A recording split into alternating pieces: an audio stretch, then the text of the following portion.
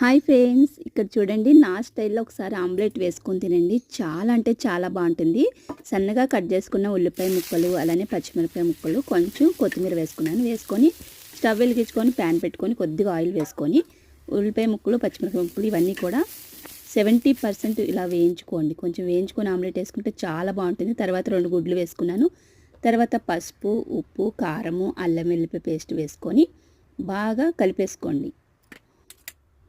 కలిపేసుకున్న తర్వాత మొత్తం అంతా కలిసేటట్టు ఇలాగా ఒక స్పూన్తో కానీ ఫోర్క్తో కానీ కలిపేసుకున్న తర్వాత ఇప్పుడు దీన్ని అదే ప్యాన్ మీద ఇంకొంచెం ఆయిల్ వేసుకొని ఈ కలుపుకున్న మిశ్రమాన్ని అంతా కూడా వేసేస్తున్నాను. నేను ఒకే అట్టు కింద వేసేస్తున్నాను. మీకు ఇష్టమైతే 2గా కూడా వేసుకోవచ్చు. వేసుకున్న తర్వాత ఇలా సర్దేసుకోండి. స్పూన్ తోటి ఎంత వెడల్పు కావాలో అంత వెడల్పు సర్దేసుకొని ఇలా 2 వైపులా కూడా సిమ్లో పెట్టుకొని కాల్చుకోండి. చాలా అంటే చాలా బాగుంటుంది. పప్పుచారులోకి, రసంలోకి మీరు కూడా ట్రై చేయండి.